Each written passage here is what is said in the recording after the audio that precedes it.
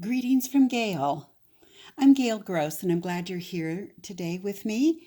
I'm going to be demonstrating to you how to make the cathedral window card. This cathedral window is a quilt pattern, and I've worked with quilt patterns on paper before, so I thought this would be really fun, especially because there's a little bit of dimension to this with these flaps on the quilt pattern. And we're going to see how we're going to create that.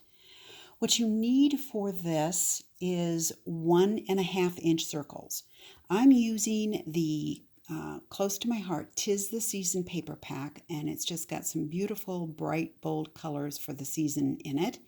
And from that paper pack, I have cut 10 1.5-inch circles. Now you'll notice that in addition to the circles, I've also got this little square. That's a 1-inch square. And that is necessary so that we get the square design on the cathedral window pattern when we are putting it together. Now there are several ways that you can get all of your circles. You can use a punch. That's a 1.5-inch punch. You could use a set of dies. This is the thin cuts from Close to My Heart, and there's the 1.5-inch die right there. Or if you have it available, you can use the Cricut, and it can cut lots of 1.5-inch circles in very little time. That, as you can see, is the option that I have taken for this project. So once I've got all of my circles here, you will notice that I've got 10 circles and all of them are different. But in reality, they're very much the same because it's double-sided paper. So I just had to cut from 4 different patterns and the 2 different cardstock colors. I'm going to push those off to the side because I'm just going to work with these 2 right now. And what you need in addition to the circles that are 1.5 inches and your 1-inch square is you need a bone folder. The bone folder we are going to place on the, we're going to use it after we have placed the square right here on our circle. And we want to center this square because this is where we're going to make our fold lines. In order to make the folding easier, we're going to use the bone folder and go right along the edge of that cardstock square and make the fold lines that way. I'm going to do it on all 4 sides here. And now, with that still in place, I'm going to make use of tweezers because I find it hard to kind of get underneath there and grab the edges. It just doesn't always want to work, but the tweezers allow me to get underneath there. And holding this in place, I'm going to start folding around my square. Okay? Do that. I've got 2 sides done. Here we go again, keeping that square in place. Folding it over, and then the last side. Okay, I'm going to come back to my bone folder again, and I'm going to burnish these edges. That makes a real strong crease where your fold is. But I don't want to keep that piece of cardstock inside there, so again, the tweezers can come in handy, and I have removed the square. But there's my cathedral pattern for the first circle. I'm going to do the same thing on the opposite side of the paper. Here I've got the red plaid inside. Now I'm going to have my snowflake design.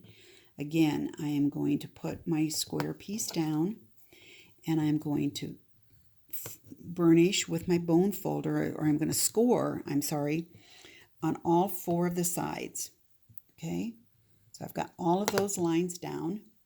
Now I'm going to hold that in place and start turning those edges.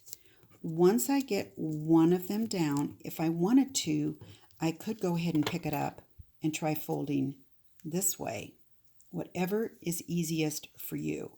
But once you have those folded, you still need to come back and burnish the edges so that you have a nice firm crease for all of them.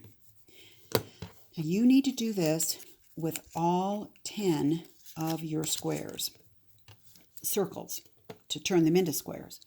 And luckily, you don't have to sit there and watch me do that because I finished all the rest of them before I started the camera. So here are my 10 designs, and I am going to work with them in like patterns. So I'm just going to kind of organize them on my plate here with the designs together. So, because I'm going to plan out the way I'm going to put them on my card. Now you will notice that on the card, they are going straight across. And I'm a little concerned that if I try to just start placing these pieces down on the card, that it might not go exactly even the way I want it to be. So what I have done with this, shows you another one that I've done, is that I've created a little grid that I'm going to use with a strip of paper that actually is a strip of graph paper that I can build on, and then that piece can just be taped down to the front of my card. But let me show you how I did that. First of all, you just start with graph paper. There's different kinds, just the kind that any type at all, and then there are some that have the 1-inch marks around them, which is the type that I used for mine. But I'm going to start with a 4-inch square. Now, once I have that 4-inch square, I am then going to turn it on point. Here's another quilting term for you. And I'm going to draw a line from point to point on this, because this is going to be the center line for what we're doing. Now I'm going to rotate it, and on this other area, the other point to point, I'm just going to mark a crosshatch right in the center, because that's going to be the center point for starting my design when I get down to doing that. But I need to trim it down because, as you can see, this is the strip I ended up with, and I don't want all that extra paper around there. So I am going to come here to my cutter, and I am going to lay my graph paper down at the 3/4 inch line here. Okay, that's where I'm going to be, as I'm lining this up at 3/4 of an inch, making sure that the top point and the bottom point are both there, and then I'm going to cut. I've cut off that one side. I'm going to rotate it, and I'm going to do the same thing again. At 3/4 of an inch, I am going to put the points so that I've got it even there, and then I'm going to come along and cut again. Now I have my grid piece that will allow me to start placing down all of the squares that I have created for my cathedral window pattern. The easiest way to stick this all down is I'm just going to run 3 lines of adhesive right down the center and on each end, and this will be enough to hold all of our pieces in place as we work on this pattern. So what I'm going to do is start taking my pieces, and I am going to take this piece first, and I've planned this out ahead of time.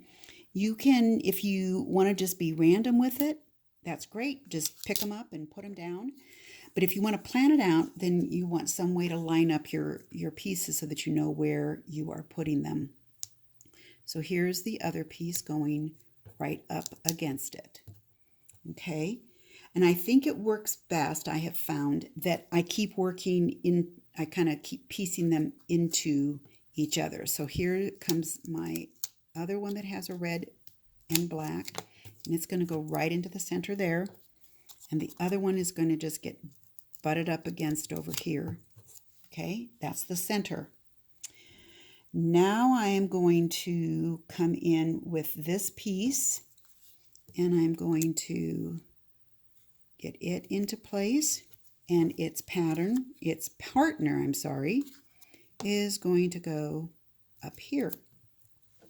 I'm now going to use the cardstock pieces. I'm going to put one on this side and one on this side. And then I'm going to come in with my 2 dark pieces here at the very end. And that goes on that end. And this one goes on that end. I'm going to lift that up just a little bit if I can. Kind of squeeze it over. Luckily, you won't see the back side of that. There we go. Okay. So there is my designed piece. That didn't take very long, whereas if I was trying to make that straight on my card front, I would have a little bit of trouble with that. So I'm now ready to take and put this on my card front. The finished card that I have shown you is using a beautiful stamp set that is available until the end of December from Close to My Heart. It is called Christmas Blessings. This Merry Christmas is a really large greeting. And then I'm also making use of this fern piece and the berries there up here once I get the pieces all placed down. But there's some other beautiful sentiments on the set as well, and that is available from Close to My Heart. So knowing that I wanted to put that there, I've already pre-stamped this card. And now I just have to decide, where do I want to place this? Now you'll notice that it is too wide for the card itself. And that's okay, we're just going to trim it off. But we had to assemble it this way to begin with. So I am going to go ahead and get it positioned in this way, just slightly above my sentiment. So again, I'm going to run tape across the whole back here. This time I'm going to go on to the ends of those squares that did not get adhered to anything before. I'm going to come along down here and down through the center. So now I've got this all ready to go, and I am going to position this, and I'm kind of looking at my two side pieces thinking, is that going straight? And I'm going to give it a shot right there. Okay, so there it goes. And now you can see the back side that I've got it hanging over the edges. That's easy to take care of. Just coming in with my scissors and trimming that off on both sides.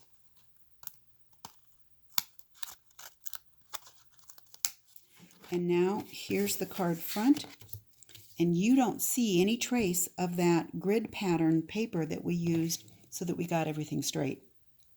Now that I know where my valleys are in my design, now I want to add in the little fern piece that I showed you on the main card. And I'm using literally fern ink as well as candy apple red.